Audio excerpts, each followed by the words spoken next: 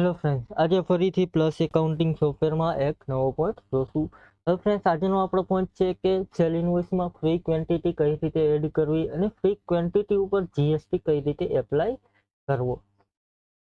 તો અહીં સૌપ્રથમ ટ્રાન્ઝેક્શનમાં જશું. સેલ ઇન્વોઇસ આપણે નવું ક્રિએટ કરીશું ફ્રેન્ડ્સ. હવે ફ્રેન્ડ્સ, અહીં તમે નીચે જોશો તો તમને સેટઅપ જોવા મળશે. અહીં સેટઅપમાં તમારે ફ્રી ક્વોન્ટિટીનું સેટઅપ છે એ યસ કરવાનું રહેશે. અહીં તમે જોશો તો ફ્રી ક્વોન્ટિટી સેટઅપ આપેલું છે, યસ કરી દેશું. એસ્કેપ આપીને સેવ કરીશું. હવે ફ્રેન્ડ્સ, અહીં નવું સેલ ઇન્વોઇસ એડ કરીશું.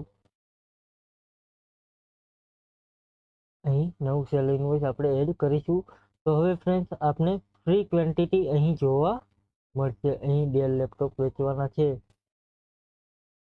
અહીં 10 લેપટોપ વેચવા છે, 10એ એક ફ્રી રાખીશું. એટલે ટોટલ લેપટોપ આપણા 11 થશે. અહીં રેટ રાખી દેશું 13,000 રૂપિયા, એન્ટર આપીશું. હવે ફ્રેન્ડ્સ, આપણું જીએસટી તમે જોશો તો અત્યારે 11,700 રૂપિયા થઈ ગયા. પરંતુ ફ્રી ક્વોન્ટિટી ઉપર તમારે જીએસટી ગણવો છે તો એ કઈ રીતે ગણી શકાશે. હવે એની માટે સેટઅપ કરીશું. સૌપ્રથમ સેટઅપમાં જશું. કંપની સેટઅપમાં અહીં જીએસટી સેટઅપમાં જશું.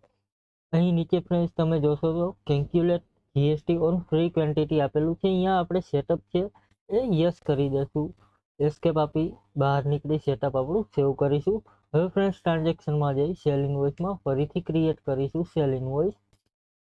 જે ફ્રી ક્વોન્ટિટી ઉપર આપણે જીએસટી એપ્લાય કરવાનો છે એની માટે.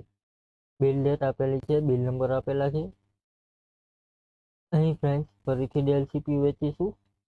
અહીં 10 ક્વોન્ટિટી ફ્રી એક કરીશું.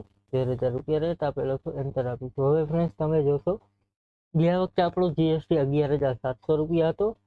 અત્યારે આપણો જીએસટી છે એ 12,870 રૂપિયા છે. કારણ કે જે આપણે રેટ નાખેલો છે એના ઉપર જે ફ્રી ક્વોન્ટિટી આપેલી છે એના ઉપર જીએસટી એપ્લાય થઈ ગયો છે. Thank you friends. આ રીતે પરચેસમાં પણ આપણે સેટઅપ કરી શકીએ.